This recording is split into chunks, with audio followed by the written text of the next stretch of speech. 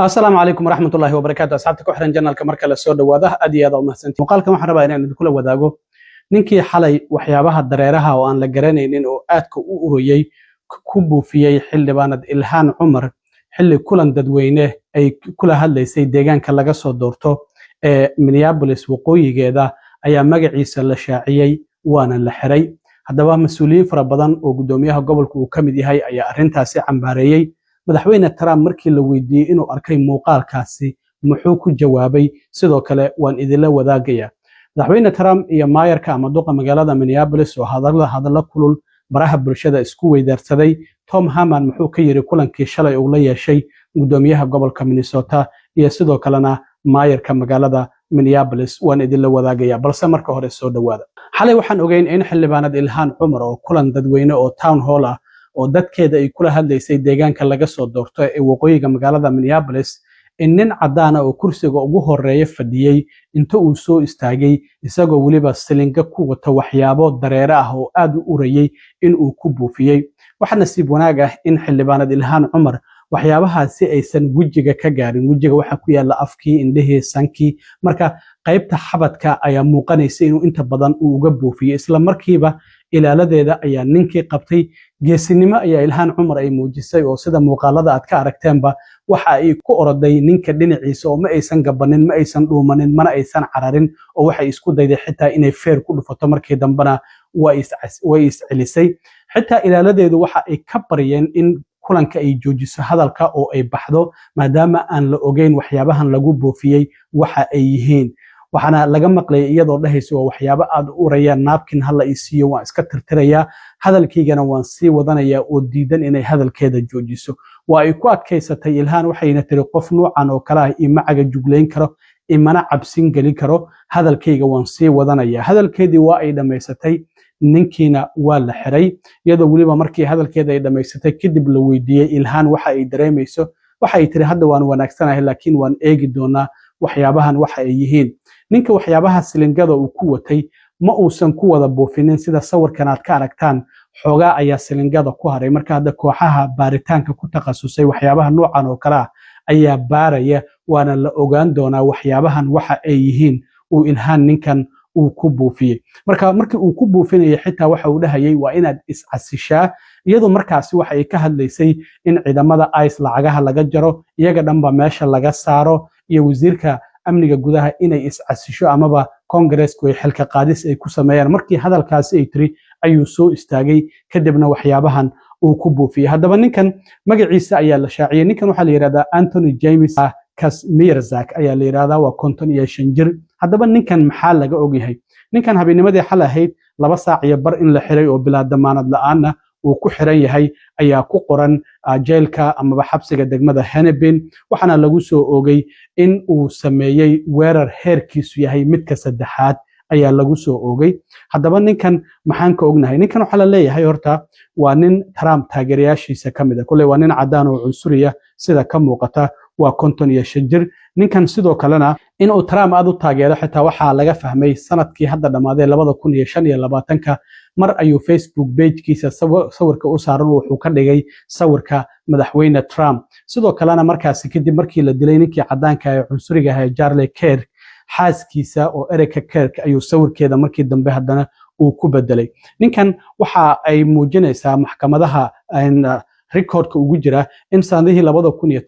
2009 la helay isagoo cabsan oo gaari ka xeynaya in la xiray sidoo kalena shil gaari oo sanada ka hor uu galay in lafdhabarta ay wax ka soo gaareen marka daawooyinna uu qaadanayay isla markaana xitaa laga helay cudurka laleemada ninkan marka waxa arkaysaan muuqaalka marka Ilhaan uu wax ku buufinayo qof cabsan ayuu u egyahay xitaa wuu dhacdhacaya marka arrintaasina waxay muujinaysaa in cudurkaasi laleemada oo qabo oo Parkinson's disease la yiraahdo marka ninkan ilaa hadda waxyaabahaasi in laga ogyahay ayay muujinaysaa marka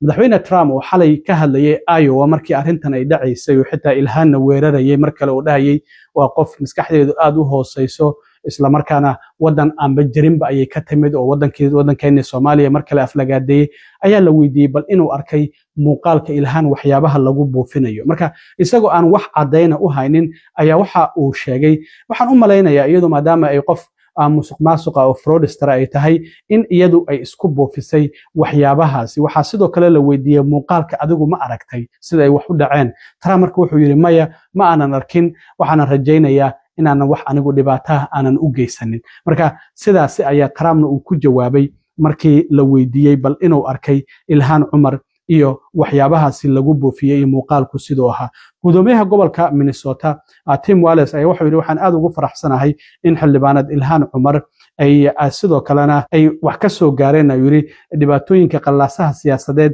ee sanadkii ugu dambeeyaba ka jiray waddanka oo ku salaysan siyaasadaha kicinta iyo weliba cadowtinimada oo hogaamiyaasha waddankeenu ay wadaan. marka waa inay si degdeg ah ay ku joogsata ayaana loo baahan yahay ayaa sidoo kale uu yidhi. waxaa sidoo kale ka hadlay xildhibaanada ay saaxiibka yihiin oo Congress-ka ay ku wada jiraan. maalmo ayaa ka soo wareegtay ay tiri markii madaxweyne Trump iyo ku-xigeenkiisa JD Vance ay xildhibaanad Ilhan Cumar ay hadallo kala duwan ay ka sheegeen isla markaana si public ah ay u weerareen. marka haddana waxaa muuqata in la weeraray iyadoo dadkeeda la hadlayso. hadda waa ay wanaagsan tahay ayay tiri, waxaanan sidoo kale aan ka rabaa hogaamiyaasha in ay hoos u dhigaan xaaladda isla markaana miraayad ay isku fiiriyaan. xubnaha sidoo kale ka hadlay ayay ka mid ahayd xildhibaanad Alexandria Ocasio-Cortez. marka xildhibaanad Ilhan Cumar kolley waa ay wanaagsan tahay, wax dhibaato ah ma aysan ka soo gaarin waxyaabihii uu ninkaasi ku buufiyey. haddana baaritaan ayaa ku socda, ninkiina waa uu xiran yahay. dhinaca kale waxaan ognahay shalay Tom Harman in uu la kulmay oo Trump uu u soo diray gobolka Minnesota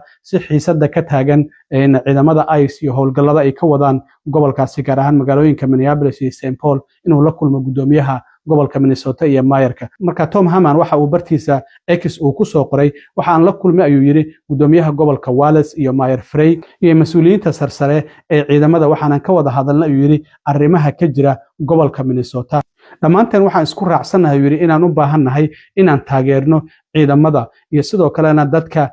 dambiilayaashan wadooyinka aan ka qabqabanno. laakiin waxa uu sheegay inay jiraan waxyaabo fara badan oo isku raacsanayn. kulanku waxa uu ahaa kulan wax soo saar leh, waxa uuna ahaa bilow fiican. marka waxaan rajaynayaa ayuu yidhi inaan mustaqbalka wada iyo maalmaha soo socdaba aan yeelan doono wada hadallo kale. haddaba markaasi kadib mayorka magaalada Minneapolis markii shalay gelinkii dambe uu la kulmay ninka Trump uu soo diray gobolka Minnesota Tom Harman oo dhinaca xuduudaha iyo masaafirinta u qaabilsanaya qoraalkan bartiisa X uu ku soo qoray duqa magaalada Minneapolis. mayorka magaalada Minneapolis waxa uu sheegay inuu u cadeeyay Tom Harman in magaalada Minneapolis aysan ka qayb qaadanaynin isla markaana aysan taageeraynin ciidamada federaalka sharciyada immigrationka oo ay doonayaan inay fuliyaan. marka waxa uu sheegay anagu waxaan markastaba diiradda saaraynaa in aan ammaan ka dhigno wadooyinkeena iyo weliba dadka dariskeena. waxa uu yidhi hogaamiyaasha magaaladu waxa ay sii wadi doonaan in wada hadal ay la yeeshaan mustaqbalka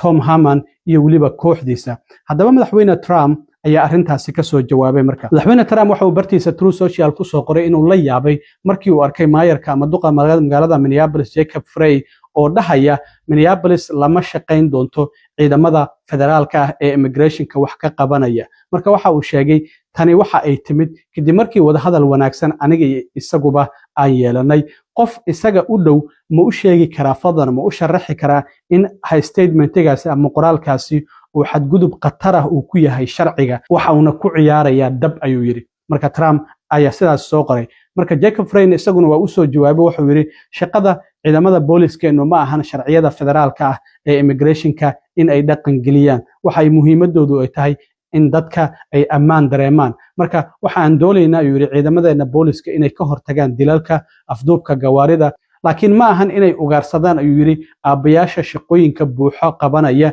isla markaana bulshadooda wax ku soo kordhinaya oo laga yaabo inay yihiin aabbayaal ka yimid waddanka Ecuador. marka siyaasadeenu la mid ma ahan siyaasadii mayorkii hore magaalada New York ayuu ka hadlayaa Rudy oo Trump ay saaxiiban yihiin. sidaas ma ahan ayuu yidhi waxaan rabnaa qof kasta in uu dareemo inuu ku faraxsan yahay marka 911 uu soo wacayo. marka hadalladaasi ayaa baraha bulshada isku weydaarsadeen mayorka magaalada Minneapolis Jacob Frey iyo sidoo kalena madaxweyne Trump. aad iyo aad u mahadsantiin asxaabta intaan mar kale kulmi doono. nabadgelyo.